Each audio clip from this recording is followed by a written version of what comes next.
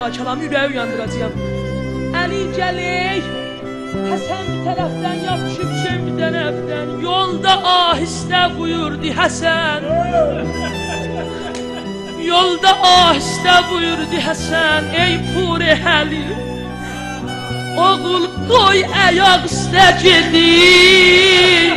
Ey qole bağı mədəni, qorxuram qorxa qızım, görsə bu halilə məni.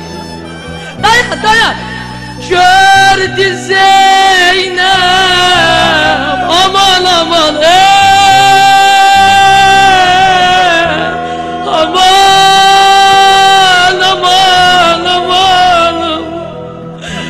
Allah hiç kızı dedesiz eleme, Allah balalarımı yetim eləməsin. Gördüler Zeynep ile saçlarını aldı eline, baba başıma dolanamay baba. Yaralı babam Layla'ya. Bilmem sızıldamayı sana.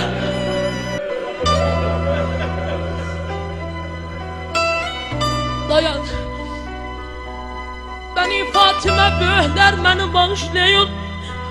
Gördü Zeynep dedi bir ömür gözüm ağlayacak. Ondan neynedi? Dedi gel Hüseyin, gel Hüseyin hardasan, ahimsin öv dağlayacak. Babama bu gece erşehli eza saklayacak. Dayan. Babama bu gece erşehli eza saklayacak. Yeri boş Fatime'nin kim yarasın bağlayacak.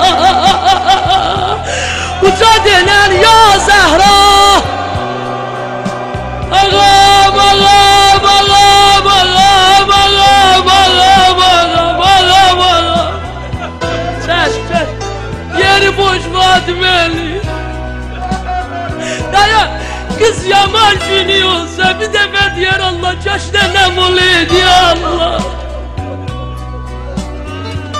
Günler şebi ehyadı şefay geldi. Siz yan veriyen bu Ali ibn Ebi Talib'e. Benim sizden işim yoktu. Ağlıysan ağla, ağlamaysan ağlama. Ama bu şehir yok yani. Yüreğin yansa sen Ali ibn Ebi Talib, ben de dua edersin. Gördü Zeynep dedi bir ömür gözüm ağlayacak. Gel Hüseyin hardasan,